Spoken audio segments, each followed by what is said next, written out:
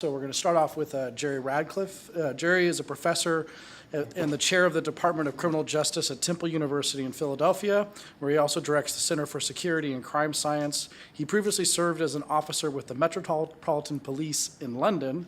His research examines the effectiveness of police strategies, intelligence-led policing, and crime science.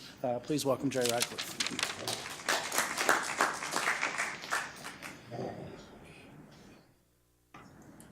Technology works. Yeah. Okay, super. Thank you very much, Trevor. Well, good afternoon, ladies and gentlemen. Thank you for sticking with us all the way through to this afternoon. And I'm going to talk a little bit about harm-focused policing. And you're thinking, what on earth is that? Well, let me start by drawing your attention to this lovely photograph, unfortunately taken at the scene of a homicide in Philadelphia. And what struck me about it is the changing role of policing over the last 20, 25 years. And I'm going to show you some figures in a moment, but fortunately, for the last 20 years, violent crime has been coming down. When the role of policing has changed, and perhaps it might be worth thinking just for a moment about the little girl in this picture. How can policing look out for this little girl as she's growing up? We're heavily focused, almost fixated on violent crime and serious predatory violence. But fortunately, statistically, especially with the reduction in crime, she's less likely than she has in the past to, as she's growing up, being a victim of violent crime. She's much more likely to have her car stolen. She's more likely to be the victim of fraudulent and biased lending practices. She's more likely to feel discomfort walking to the corner store because people there seem threatening. She's more likely to be the victim of domestic disorder and domestic violence. She's likely to be bullied at school. She's likely to have harms just by walking down the street, and people who are no longer being looked after in mental health institutions, she might find them threatening, even though the majority of them are not. So the nature of why we think about crime is one component of the issue that this little girl's going to grow up with. But the bigger issue for her is likely to be dealing with these broader harms that affect her and everybody in her community. So I would like to believe the hype, and that hype is I'm going to talk about the first of these because I believe the future of policing is harm-focused, intelligence-led, problem-oriented policing because there's a massive amount of research evidence that supports problem-oriented policing, and evidence-based policing, the mechanisms by which we learn and understand what works and what doesn't in policing. But I'm going to focus on, in the time I have, the harm-focused policing. Unfortunately, we're a little bit after lunch because I'm going to tell you a little story about my time when I ran away from home as a 17-year-old and joined the police because the circus wasn't in town, and found myself at a very young age, probably too young, on the streets of East End of London, patrolling. It was the poorest neighborhood in England and Wales at the time, and it still is, patrolling beautiful 60s concrete monstrosities of the brutalist architecture phase, such as Balfron Towers here in East London. And it was on one of the floors of a building just like this that I went to one of my first murder scenes. A couple of immigrant families were living next door to each other. The young man from one house took quite a shine to the young lady in the next door apartment, and it was reciprocated, and when everybody's family was away, he popped round next door to consummate their love, as was the style at the time. Unfortunately, her brothers returned, and in the furore that took place, they took hold of a kitchen knife and separated him from his offending member. He bled to death. Now, that is obviously a homicide that the police are seriously concerned about and worried about, and is one of the metrics that we would definitely use in terms of assessing the health of the community and in terms of assessing the effectiveness of our police. But just down the road, one of the issues I also had to deal with was a young man from a nearby housing project who had some, obviously, mental health problems, and he liked to go to the subway, the pedestrian underpass that went underneath the interstate, as you would call it here, as we would call it, the interstate that ran down to the Blackwall Tunnel Northern approach. What he would like to do is wait for young women to come through the underpass. He would expose himself and masturbate in front of them. Now, we always knew it was him when on the few times the young women would come to the police station and make a complaint, we would always go around and arrest him. And he would say, "How would you know it was me?" I said, "Well, occasionally young men will do this, but you're the only one who will unscrew all the light fittings and who paints his penis luminous green." Now, You may be thinking, why are you telling us these two stories? And thank you very much for disturbing the rest of my day. But the point is this. If we are only fixated on violent crime, we will recognize and obviously pay attention to the first, the homicide. Even though it's highly likely that a replication is very unlikely, sorry for that oxymoron there, it's unlikely to be replicated, and the impact will likely affect two families and possibly a few of the other people who will be disturbed in the building. Whereas the young man was doing that every week, every other week, or more frequently, because we don't know how many weren't reported. And so one wonders about the collective community harm for the young man in the underpass, and how harmful that is to the community when we're really only fixated on violent crime. So why is this relevant? Because policing has changed in the last 20, 25 years. Actually, a little bit further. This is going back to 1960. And using 1960 as an index year, we can see that the change in the number of police officers available to police the streets of America increased by a little over 150%. And using 1960 as a base, if we look at the change in the level of recorded crime, we can see from the 70s and 80s, we went through this massive demand gap where the demands on police resources far outstripped the capacity of us to increase police numbers to cope with it. So we ended up, especially in the 80s and the 90s, trying to come up with many different innovative strategies and different ways to combat the crime problem. So you may think, well, things have gone really well in recent years. The crime numbers have come down, and we're almost back to where we were in the 1960s. But other societal changes have taken place during that time. One of the changes that has an impact on this is mental health spending across the United States. Over the last 25 years, what started, we would spend 2/3 of our spending on inpatient and residential care, has changed. Now, as anybody who works in policing knows, we have this shift towards the criminal justice system being the best replacement we apparently have for mental health care spending. And where has that shift in spending gone? It's not gone towards outpatient treatment, it's gone to prescription chemicals and drugs. And there's this massive shift in surveillance from trained professionals out to the street and to the community, and eventually, well, not even eventually, the criminal justice system. So even though the crime situation's improved, the change for policing has occurred. And so what we have is a change of policing away from crime, which it was fixated with largely during the 80s and 90s. It was never really all about crime, but there's a tendency to think of it that way. If we think about what we ask the police to do, there's a whole myriad of activities that only a certain number of which are related to crime. We ask them to deal with, yes, traffic enforcement and firearms violations and organized crime, but we also worry about matters of public disorder that are hugely harmful to communities. You go to any community meeting, and there are always requests for the police to do more. And you think it's going to be about the shootings, and it's going to be about the violence, and it's often not, even in the worst communities in places like Philadelphia. It's about the minor day-to-day disorder, because if there is a shooting, it could be in the next street, and you may never know about it. But boy, if you go down that street most of the time, and there are a bunch of guys hanging around that you're scared of, or there are traffic problems and you nearly get run over when you're trying to walk the kids to school, some of the minor stuff gets to be really irritating and a significant drain on community health. So we think about what this involves. Well, in the top right, in the red section, or it's kind of looking pink under this screen, we see some of the traditional and some of the newer crime activities that obviously concern policing, top of them which is counterterrorism and violent crime. But in the section down at the bottom, we see some of these minor disorder. These are the sort of issues that really affect communities on that day-to-day base that just drag them down so that communities can be tired. Above those, in the middle, you can see activities that we would probably consider surveillance activities, keeping an eye, make sure everything's going okay. And then there are all those activities down the left-hand side. All those things just keep the wheels of a community spinning, those community maintenance type of activities.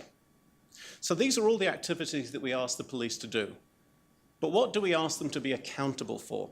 And you can see that in places such as here in Philadelphia, where this is an equivalent as a crime briefing in Philadelphia Police Department. What you have crime ComStat meetings in other places.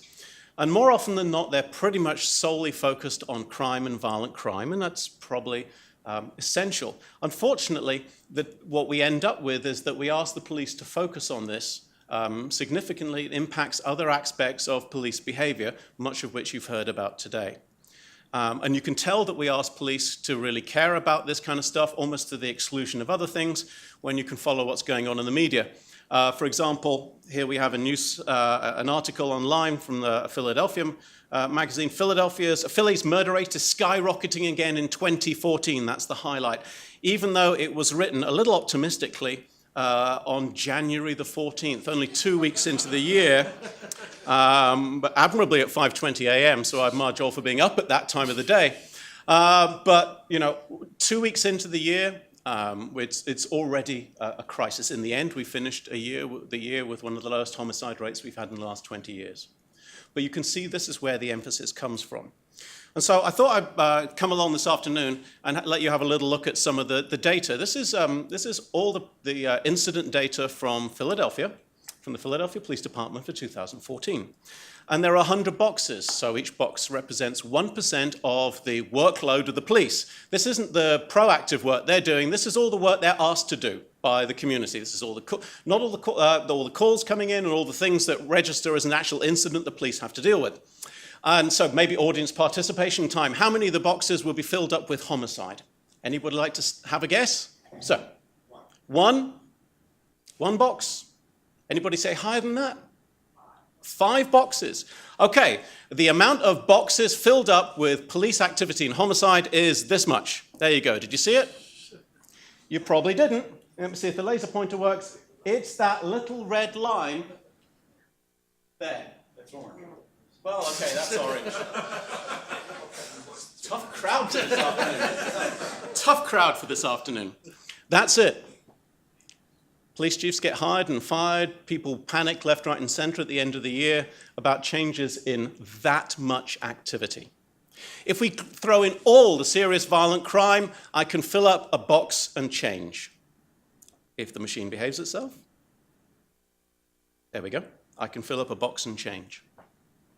If we include in that all the other serious Part 1 crime, there we go. I can fill up 6 boxes. We're not even off the bottom row. Guns and drugs.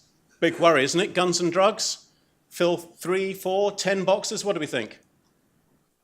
5 boxes? Yep, we can get away with filling just 1 box for all the narcotics activity, all the drug arrests, all the firearm violations. That's it. Okay, so what about domestic disputes? Domestic disputes complete the bottom row. Okay, Part 2 crimes, all the minor activities, that fills up a chunk of time. Disturbances, general disturbances. Police get called, there's a fight on the street corner, there's other problems going on, there's somebody going a bit crazy on the tube station. We don't have those on the subway, let's keep it to America. And you can see quality of life issues, minor quality of life issues, and then dealing with and having to think about vulnerable persons, people with mental health problems, people with who are homeless, kids playing truant and so forth. That actually takes up much more police time than any of the violent crime. And I can continue. Traffic incidents, DUIs, traffic accidents takes up 5-6% of police activity. And then generally the public calling and saying, hey, there's a car, it's been parked there for a while, or my neighbor's not in, can you go and see? I haven't heard from my neighbor a while, can you go around? Investigating a car or investigating a premises, investigating a location takes up a huge amount of police time. So you can see here, false alarms. False alarms take up pretty much same amount of time, if not more actually, than all the violent and Part 1 crime completed by the Philadelphia police activity. And then community maintenance, I talked about some of those community maintenance a little bit earlier. They take up a whole chunk of police effort. And then finally, unfounded radio calls take up the rest of it. And those are all the radio calls where the police officer turns up and can't figure out why somebody called in the first place. Or at least there is no evidence to some degree that there is anything we can significantly put a number on. So what do we focus on? We focus everything on this little section down here. To the detriment of not including all these other things in our measure of community health or the police. So what do we do with this? Well, we're trying to find ways in Philadelphia of weighing crimes, as Larry Sherman has said, on the basis of sentencing guidelines as a starting point, justified on good democratic grounds reflecting the will of the people. Which is great, and I'm sure you appreciate that here at the Cato Institute. It's a little time-consuming. In Pennsylvania Crime Code, we have an offense gravity score. So we have taken all the crime and the incidents that Philadelphia deal with, and we've applied a weighting associated with the sentencing. There's quite a few of them, as you can see, so it took a little bit of time.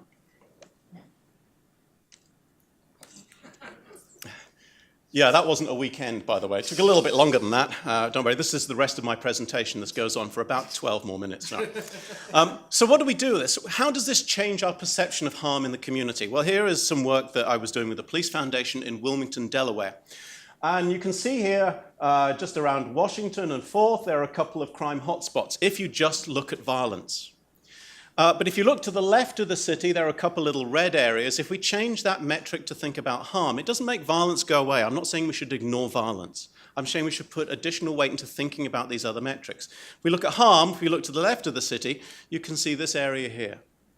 That's an area where members of the public are having to put up with drugs and violence as well, but lower level violence and intimidation and retaliatory crime and all those other minor, there's arguably as much harm taking place there as there is in other areas, even though not as much of it is violence. I'm not saying we should ignore violence by any stretch of the imagination. It should be the predominant thing. But there are ways to think about these other ways that communities can be harmed. And this is where it gets a little bit more interesting, because if we look at Part 1 crime, measures of harm associated with Part 1 crime in one Philadelphia district over 10 years, we can see it comes down a little bit. We add the Part 2 crime, and we even add a weight for the traffic accidents, because that's still a harm the community suffer. What we can see is there is a decline over time, which is great. But what about if we think about building in some of the other metrics that we care about? What about if we consider a very small weighting, perhaps for every single pedestrian stop?